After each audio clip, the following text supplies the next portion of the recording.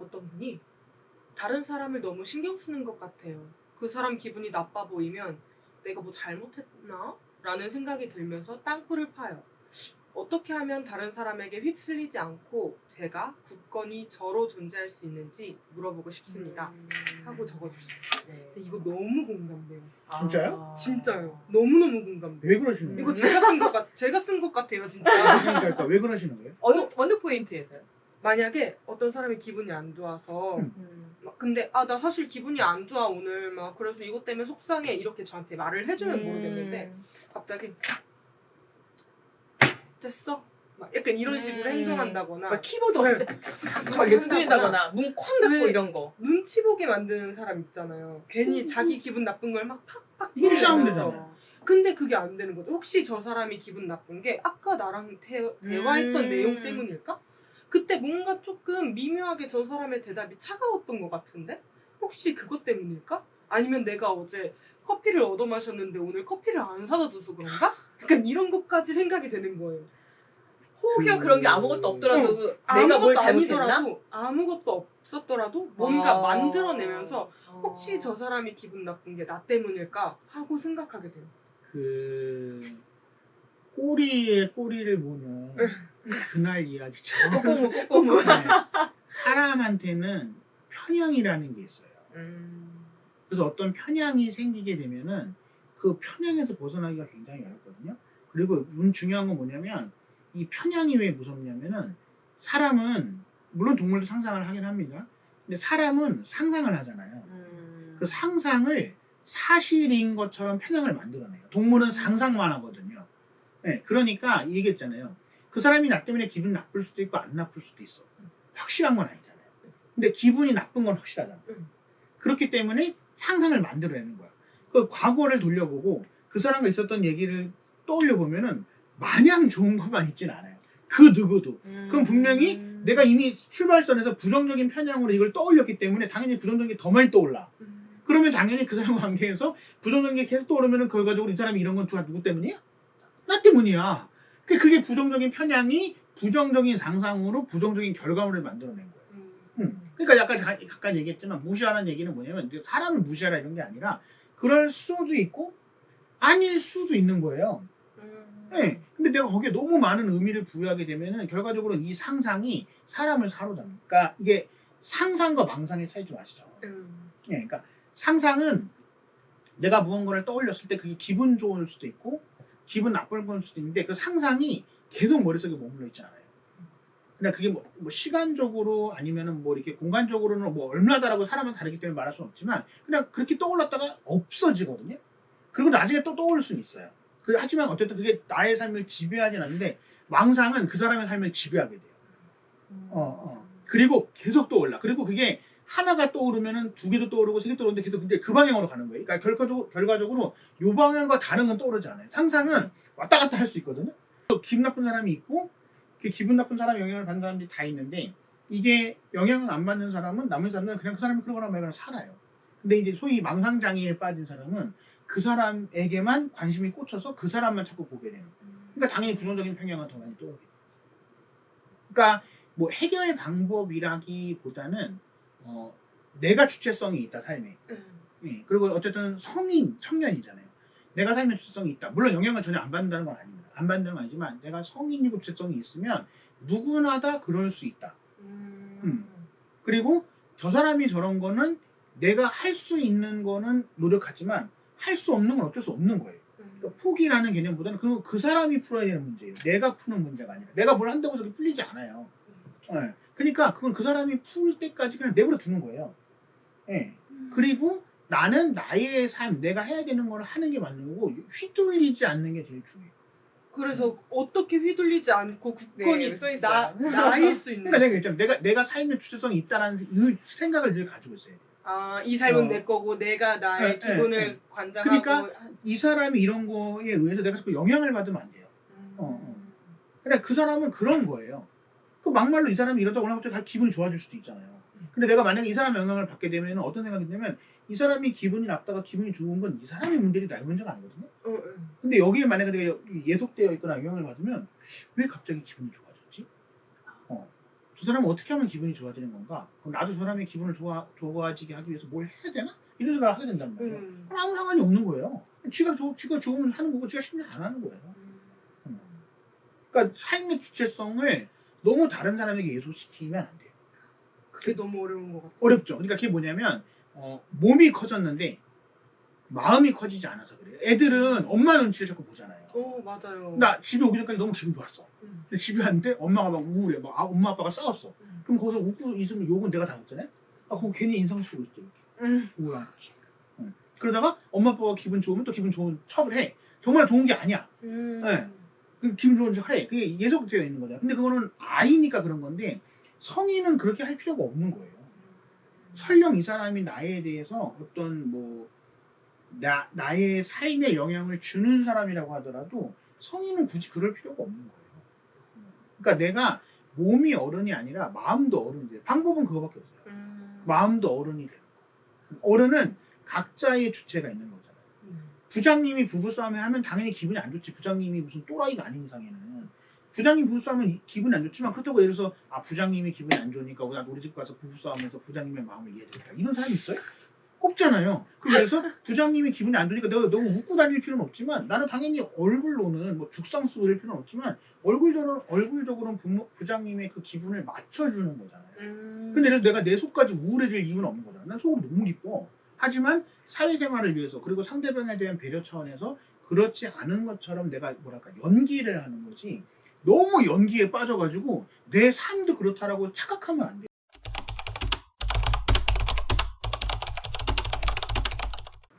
저는 이걸 보면서 약간 이제 팀님 말씀하신 거에 너무 다 수긍하고 공감되고 또 하나 이제 덧붙여 얘기를 하자면 감정의 전이라는 게 있어요. 분명 그 말씀하신 것 중에 저 사람은 나한테 그럴 의도가 없어. 나는 내가 오늘 나오다 방문에 발가락을 찧어서 아파서 인상을 쓴 거야. 근데 저 사람 날 보면서 내가 뭐 잘못했나? 이런 메커니즘인 거잖아요, 지금. 이 사람은 내가 이런 표정이나 또는 언행이 타인에게 영향을 준다고까지 생각하고 하지 않아요. 그런데 받는 사람을 그에 대해서 너무 과민하게 반응을 하는 거죠. 두 번째는 정말 그런 사람이 있어요. 기분이 태도가 되는 사람. 내가 기분 나쁨을 말로는 못해. 그리고 키보드를 막 있는데도 때려부시고 문을 쾅 닫고 있어요. 그럼에도 불구하고 그건 네 거잖아. 저는 그렇게 말하셨거든요. 네 거잖아. 내 거 아니잖아요. 네. 내 거 아닌데 그걸 자꾸 내 걸로 끄집어 갖고 오는 거란 말이에요. 근데 그 사람이 원하는 건지는 난 잘 모르겠지만 내가 그 사람의 감정까지 굳이 가져올 필요가 있는 내 감정이 내가 있는데 그리고 이거 아까 그 감정의 전이 조금 다른 문제인데 그 공감 능력에서 조금 빗나가면 전이가 확 되는 사람들이 되게 많아요. 그래서 예를 들면 아까 그 부부싸움 얘기하셨는데 난 오늘 기분 좋게 학교에서 100점 맞아 왔는데 딱 집을 문을 열고 들어가는데 엄마의 표정을 보자마자 그 우울한 감정이 훅 들어오는 경우. 근데 그거는 감정의 전이라서 뭐 막을 수 있다 없다 논할 수는 없지만 저 사람 감정이 내가 느껴져서 그렇구나 라고 그 자신을 바라보는 게 필요해요. 그러지 않으면 굉장히 내가 하루에 만나는 사람이 10명이 다 휘둘리는 것밖에 안 되는 거잖아요. 물론 저도 그런 때도 있고 그렇지 않은 때도 있고 심할 때도 있고 덜할 때도 있지만 그게 객관화가 됐을 때 훨씬 더 제가 건강하게 살 수 있는 것 같아요. 아까 말씀하신 여기에 그 휩쓸리지 않고라는 거는 이분은 아마 이 한 명일 수도 있지만 제가 봤을 때는 여기저기예요. A라는 장소에 가서는 이 사람 눈치를 보고 B라는 단체에 가서는 저 사람 눈치를 보고 이럴 거란 말이에요. 그럼 내가 몇 명이야 도대체. 나는 안 돼. 그거를 좀 바라보고 분리할 수 있는 생각을 자꾸 해봐야 되지 않을까라고 생각합니다. 근데 웃긴 거는 나는 상대방을 위해서 누가 얘기한 건 아니지만 눈치를 보고 있잖아요. 네. 예를 들어서. 네.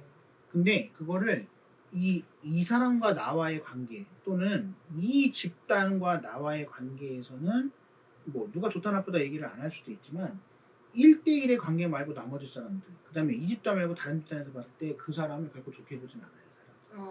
그러니까 대놓고 말은 안 하지만 사람들이 다른 사람 눈치 보는 사람을 좋아하진 않습니다. 물론 좋아하는 사람이 있어요. 이상한 사람이. 이상한 인간이니까 그런 거고 대부분의 사람들은 그 눈치 보는 사람은 자기는 내가 눈치를 보는 걸 통해서 어떤 뭐 배려, 네, 그다음에 뭐 공감, 이해를 한다고 생각하는데 대부분의 사람들은 그 사람 별로 안 좋아. 근데 저는 좀 반대인 게 그 나타내는 사람 있잖아요. 문 쾅 닫고 이런 사람은 앞에 대놓고 욕하진 않지만 또 저거네.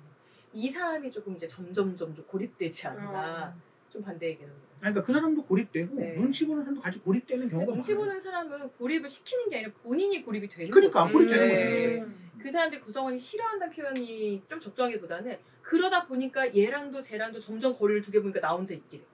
이렇게 되는 거잖아요. 왜냐면 이 사람 눈치를 봤어. 아, 그럼 점점 멀어. 어느 날에 얘가 그러네? 그럼 얘도 멀어져. 그러다 보면 이 단체에서 나 혼자 되는 거 아닌가요?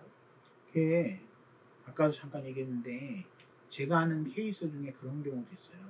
어떤 아이가 100점을 맞고 올 때만 집에 분위기가 안 좋아.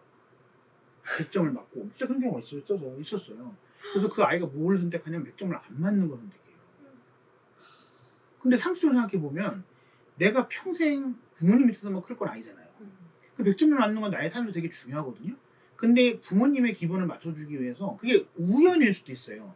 아니면 원래 그 집의 분위기가 그렇든지 나와 상관없지. 근데 애는 그렇게 생각 안 해요. 그렇게 생각 안 하고 아 내가 100점을 맞고 오면 집의 분위기가 안 좋으니까 내가 100점을 안 맞아. 근데 그래서 100점을 안 맞아서 분위기가 좋아진다고 하면 나중에 자기의 삶은 그건 누가 보상해줘요? 부모님이 보상해줄 수 있는 게 그러니까 아까 얘기한 그 주체성을 가져야 된다는 이유는 다른 사람의 감정은 심지어 부모님의 감정도 내가 어떻게 할 수가 없어요. 내 감정도 내가 어떤 때는 못하는 경우가 많은데 근데 그걸 자꾸 주체성을 잃어버리게 되면 자꾸 예속돼요. 그리고 이제 그게 소위 얘기하는 징크스잖아요. 그 징크스가 정말로 있는 경우도 있거든요. 실제로 존재하기도 합니다. 근데 대부분의 경우는 징크스는 내가 만들어내는 거예요. 그렇죠. 네. 맞아요. 그렇습니다. 그래서 여기 질문에 그 내가 뭘 잘못했나? 라는 생각이 들면서 땅굴을 파요라는 노. 땅굴 파는 게 진짜 답 없는 거예요. 근데 그 땅굴, 동굴 이런 표현 되게 많이 쓰는데 진짜 그거 있잖아요. 타조가 도망가다가 머리만 박잖아요. 아시죠? 몸집 이따만 한데 그 작은 머리를 갖다 박는 말이에요. 그리고 자기는 이게 해결됐다고 생각해. 정말 해결되지 않는 게 땅굴 파기, 동굴 들어가기 라는 생각이 좀 들어서 이 표현을 쓰시는 분이라면 아 우선 땅굴을 파지 말아라. 나와. 땅굴에 들어가지 말고 나와라. 이 얘기를 좀 하고 싶어요. 그 땅굴 동굴에서 나올 때 진짜 중요한 게 있는데요. 그 그리스 철학자 플라톤의 동굴의 비유라는 게 있어요. 그게 뭐냐면 땅굴 동굴을 너무 깊숙이 파면은 물론 정말 깊숙한 땅굴 동굴은 빛이 안 들어오는데 땅굴 동굴을 너무 깊숙하게 파면 한 줄기 빛밖에 안 들어요. 희미한 빛밖에. 근데 땅굴 동굴에 너무 오래 있다 보면 빛이 너무 옅으니까 저 빛이 불안하잖아요. 나갔는데 못 나갈 수도 있잖아요. 근데 여기 있는 게 좋은 게 아닌데 여기 있는 거에 지금 적응했어 내가. 근데 빛이 한 줄기 빛이 들어왔는데 저게 진짜 한 줄기 빛일 수도 있고 나갈 수 있을 수도 있지만 반대로 얘기하면 못 나갈 수도 있잖아요. 그래서 그 사람 무슨 생각을 하냐면 더 큰 빛이 오길 바래. 그럼 나가겠다. 근데 그럼 영원히 못 나가요. 그렇죠. 그 한 줄기 빛이라도 있을 때 그걸 따라가면 망할 수 있는데 이게 좋은 게 아니라니까요. 지금 좋은 게 아니니까 그냥 막말로 55 100%야. 근데 더 큰 빛이 오기를 바라면 영원히 못 나가게 된다. 그래서 그거를 한 줄기 빛이라도 올 때 나가야 된다라는 얘기를 플라톤은 얘기했고 이 플라톤이 얘기한 이 동굴의 비유를 이제 그리스도 교회에서 받아들일 때는 이제 하느님의 계시로 받아들이는 계시가 무슨 나를 막 전부 다 쉬 감아가지고 내가 어떻게 하지 못하는 나를 막 전지전능한 분의 힘으로 하는 게 아니라 그 한 줄기 빛과 같은 하느님의 계시가 있을 때 그걸 따라가면 그 사람은 좋아질 수 있지만 저거는 예수님이 아닐 수도 있어. 하느님이 아닐 수도 있어. 나에게 더 큰 빛이 오고 나를 막 휘 감고 막 권능이 막 뒤집어 쓰고 이러면 내가 하겠다. 그러면 영원히 거기서 나오기는 어렵다는 게 이제 그리스도교적인 관점이다. 이게 좀 쉽게 얘기하자면 그 플라톤이라고 해서 되게 큰 철학자라서 어렵게 생각하지만 그런 거 있잖아요. 그 희미한 한 줄기 빛이라는 게 맞나? 틀리나? 이거예요. 아 이거 할까? 말까? 잘 될까? 안 될까? 이러다 안 한단 말이에요. 어떤 의미인지 아시죠? 그러니까 나에게 좀 더 강한 빛을 줘라는 거는 더 확실하다고 나 이거 하면은 성공할 수 있다. 이거 하면 취업할 수 있다. 이거를 빨리 강하게 나에게 메시지를 줘라는 건데 그런 건 없다. 가는 거예요. 아니 없다라고 말할 수는 없는데 있는데 드물다. 그러니까 아주 희미하지만 해봐야 되는 거예요. 그치, 나와야 해봐야 돼. 그 얘기를 이제 이렇게 철학적으로 하시지만 실은 철학 어렵다. 성공도 경험인데 실패도 경험이에요. 그렇죠. 아니 물론 실패가 무조건 좋은 경험이다, 많이 해야 된다 이런 건 아닙니다. 근데 성공만 하려고 생각하면은 예, 실패를 더 많이 할 확률이 높아요. 근데 그 말씀이 정말 너무 궁금한 게 우리가 이렇게 얘기를 하고 있잖아요. 그 뭔가 어쨌든 오래 살아서 그냥 다 아는가 보다인데 말했듯이 고생 많이 하셨고 저도 실패를 진짜 많이 했거든요. 그래서 얘기할 수 있는 거지 진짜 한 번도 실패 안 하면 아무 얘기 할 수 있는 게 없을 것 같아요. 근데 그게 이 청년분들이나 이걸 쓰신 분은 이 남의 눈치 보고 이런 것들이 내가 잘못할까봐 두려운 거잖아요. 네. 하물며 그 내가 잘못해서 저 사람 표정이 저런 거라고 생각했을 때 내가 잘못했으면 듣고 사과를 하면 되는 거고 안 받아주면 어쩔 수 없는 건데 잘못했나 그 상태에서 계속 머무르는 거잖아요. 맞아요. 네. 그러니까 봐봐요. 예를 들어서 나를 사랑하는 부모님도 내가 잘못하면 표정 안 좋아요. 근데 하물며 남이 내가 잘못했는데 웃어주겠어요? 당연히 표정이 안 좋아. 그건 당연한 거고 어쩔 수 없는 거예요. 내가 다음에 잘하는데. 근데 예를 들어서 잘못했으니까 또 다음에 표정 안 좋아지면 어떻게 해서 안 하게 되면 당연히 표정은 계속 썩을 수밖에 없어요. 그러니까 이 또한 사람과의 관계에서의 실패를 두려워하는 거잖아요. 뭐 잘못할 수 있지.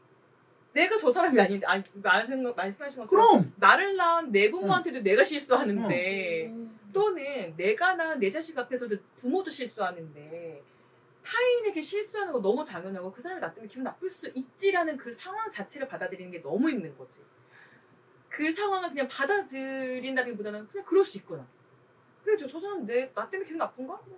어쩔 수 없지. 만약에 나한테 와서 나 이거 때문에 기분 나빠라고 하면 실은 저는 그게 맞닥뜨리기 싫어서 그게 너무 불안한 것 같거든요. 그냥 맞닥뜨려도 된다라고 생각을 하면 별거 아닌데 와서 나 어제 내가 너 커피 샀는데도 나도 아무것도 안 사는 거 말하면 내가 뭐라고 답을 할까 이제 오만 가지 생각이 다 하는 거잖아요. 이 사람이 좋아서 잘 보이고 싶어서 약간 그런 그렇게 것도 있지. 그것도 있는 것 같아요. 아까 애기들이 엄마 눈치 보는 건 엄마에게 사랑을 계속 무한대로 받고 싶기 때문에 그런 거지. 그런 것도 있고 주체성이 없는 것도 있고 왜냐면 이제 종속돼 있으니까 아직까지. 근데 어른은 종속돼 있진 않잖아요. 근데 그거 같은 말이에요. 그 두렵다라는 게 사람에게 사랑받고 싶다라는 게 내가 없으니까 타인에게 사랑을 받으면 내가 존재를 하는 거잖아요. 그렇지. 내가 나를 사랑하면 나로서 존재할 수 있는데 타인이 인정하고 타인이 얘기하고 타인이 보살펴주고 타인이 사랑해줘야만 내가 있는 거라면 이거는 계속 그럴 수밖에 없다는 거지. 제일 중요한 건 그러면 선생님이랑 신부님 하신 말씀 중에 제일 중요한 건 내가 나를 사랑하고 나를 알아야 한다. 맞아요. 이거인 거죠. 네. 나는 나. 그렇죠. 제일 중요한 게. 네. 그래서 이분이 이 얘기를 한 것 같아요. 딱 이 표현이 맞는 것 같아요. 제가 굳건히 저로 존재할 수 있는지. 딱 이분도 딱 그게 정말 중요한 거 알고 있어. 자기가 알아. 알고 있어 이미. 제가 여기 동그라미 쳐왔단 말이야. 아까 질문하자마자. 이미 이분이 알고 있는데 그거를 이렇게 하려고 발을 떼는 게 힘든 것 같아. 두려운 거지. 두려운 거야. 딱 그건 것 같아. 두려운 거야. 그래서 이미 답은 알고 있다. 그 사람은 때로는 안 해본 것도 두려울 수 있지만 해본 것도 두려운 사람도 있어요. 맞아요. 그러니까 그거는 해보고 안 하는 거의 문제가 아니에요. 왜? 그 아는 맛이 무섭다. 하는 게 중요한 거죠. 경험해봤기 때문에 저게 얼마나 고통스러운지 이미 알아. 그러니까 하고 싶지 않은 거야. 그 경험을 맞닥뜨리고 싶지 않은 거지. 내가 나를 사랑해서 한 행동이었는데 다른 네. 사람이 너 왜 이래? 예전엔 안 그랬잖아. 라고 말하는 것도 두려운 거죠. 그죠. 그래. 근데 그 사람은 그럴 수 있지. 하지만 얘는 팬이고 얘는 종인데 어떻게 같아요. 다르지. 그냥 그대로 받아들이시면 되지 않을까. 네, 이런 생각입니다. 감사합니다. 네, 감사합니다.